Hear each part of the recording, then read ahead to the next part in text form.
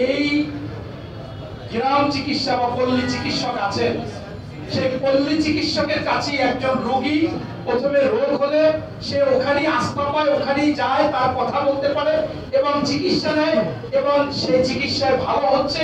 এটাই আমার মনে হচ্ছে 95% ভালো হচ্ছে এবং ওখানেই চিকিৎসা নিয়েছে, ওখানে শেষ করতেছে।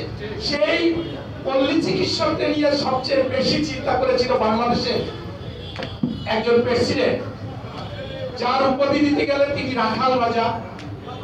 তিনি এমন একজন রাষ্ট্রপতি ছিলেন যিনি হত্যা হওয়ার পরে, শহীদ হওয়ার পরে তিনি যে কত নির্লোভ ছিল, লোভী ছিল না, কত নিঃস্বার্থপর ছিলেন, কত আত্মীয় স্বজনের কোনো পক্ষ নিতেন না। তার ভাইকে, তার শালাকে, সম্বন্ধীকে শহীদ হওয়ার পর কেউ কিন্তু জানে নাই।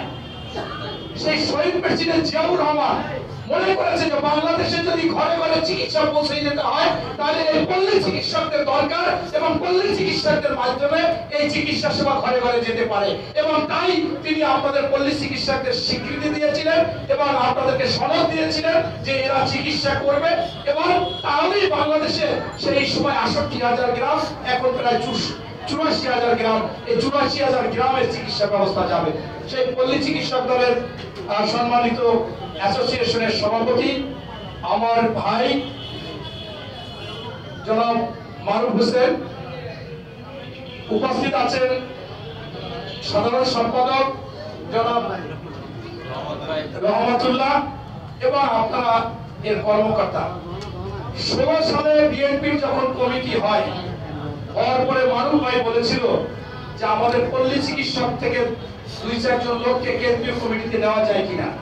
আমি চেষ্টা করেছিলাম, আমি যেহেতু আপনাদের এটার উপদেষ্টা, আমি সেই সময় চেষ্টা করার পরে আমাকে মহাসচিব সময় দিয়েছিল। আমি মারুফ ভাইকে বলছি যে আমাকে একাকে যেতে বলেছে, কিছু কথা বলতে, আর অন্য যারা বইপর তার কোনো কথা শুনবে না, শুধু পল্লী চিকিৎসক অ্যাসোসিয়েশনের কথা শুনবে। মানে তখন তো পল্লী চিকিৎসক দল, তখন ওনার কাছে যাওয়ার পরে আমি বলবো যে আপনি এইটার উপদেষ্টা সত্যি সত্যি, হ্যাঁ আপনি তো বিএনপির একজন সক্রিয় লোক, আপনার কাছে আমি বলবো ওনাদের যে পরামর্শ দেন, বাংলাদেশে ডক্টরস অ্যাসোসিয়েশন অফ বাংলাদেশ, ড্যাবের মূল্য আছে সারা বাংলাদেশে, আপনারা এটাকে ফিড আপ করেন, village doctors association of Bangladesh feed up. আজকে সেইখানে আপনারা চলে এসেছেন এবং এই কথা আমি মারুফ ভাইকে বারবার বলেছি। তাই বোঝা যাচ্ছে যে আমাদের মহাসচিব আসলে একজন অভিজ্ঞ এবং আপনাদেরকে যথাযথ পরামর্শ দিয়েছেন। তাই আমি সেই সংগঠনে আজকে বক্তৃতা দিতে এসে আমি যে কথা বলবো যে আমাদের কৃষিবিদ শামীম ভাই আজকে প্রধান অতিথি ছিলেন, তিনি আপনাদেরকে যে গাইডলাইন দেবে সেই গাইডলাইনের মাধ্যমে আপনাদের এরকম একটি সংগঠন হোক। কারণ আপনারা হচ্ছেন, আমার কাছে মনে হচ্ছে যে জাতির যখন সমস্যা হয়ে যাবে চিকিৎসার ক্ষেত্রে, সেই ক্ষেত্রে আপনারা প্রত্যেকে সচেতন এবং এইটাই না, জাতির ক্রান্তি লগ্ন আপনাদের ভূমিকা আছে। আজকে আপনারা এখানে কম লোক হলেও আমি কিন্তু আপনাদের বড় বড় প্রোগ্রাম গুলো গিয়েছি, আপনাদের টেকনাফ থেকে তেতুলিয়া, রূপসা থেকে পাথুরিয়া, প্রতিটি জায়গায় প্রত্যেকটা গ্রামে বাজারে ফার্মেসি আছে, সেখানে একজন এরকম আপনাদের চিকিৎসক আছে।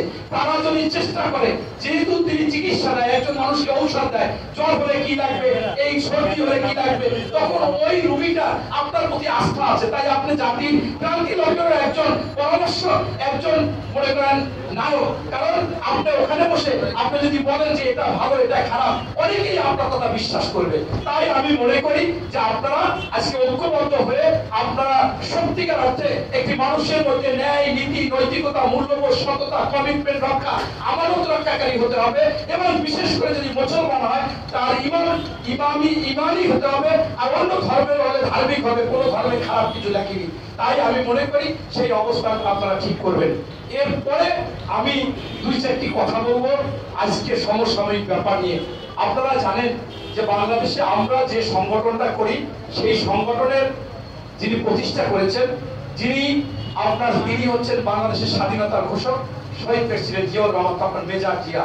তিনি যে নির্লোভ ছিল তার প্রমাণ হচ্ছে যে স্বাধীনতার ঘোষণা দিয়েছে, রণাঙ্গন থেকে যুদ্ধ করেছে, একটা সেক্টর কমান্ডার ছিল, চেকপোস্ট প্রচলিত হয়েছিল, জীবিত মুক্তিযোদ্ধাদের মধ্যে সর্বোচ্চ খেতাব, বীরত্তর খেতাব পেয়েছেন, কিন্তু ওই যুদ্ধের পর ব্র্যাকে ফিরে গেছেন, তার কিন্তু লোভ ছিল না। আপনারা দেখেছেন যে এই জিয়াউর রহমানকে আপনি, আরো তো অনেকে হত্যা হয়েছে, নিহত হয়েছে, শেখ মুজিবুর রহমানও তো নিহত হয়েছে, তাকে কি কেউ শহীদ বলে? আপনার বাংলাদেশে আওয়ামী লীগ বলেন, বিএনপি বলেন, অন্য লোক বলেন, শ্রমিক ভাই বলেন, সবাই কিন্তু শহীদ জিয়া বলে। এটা কিন্তু আল্লাহ পদার্থ, আপনার মনের মধ্যে না ঢুকিয়ে দিলে হতো না। আপনি দেখেন যে একদিন ব্যঙ্গ করে হলো সংসদে মমতাজ রাতের ভোটের এমপি, তিনি বলেছিল যে আমি আজকে জানলাম ওনাকে শহীদ বলে উনি নিহত হয়েছে, এই জন্য। এর আগে আমি মনে করেছিলাম যে শহীদ ওনার মনে হয় আরেকটা নাম, এই নামটার সাথে শহীদ।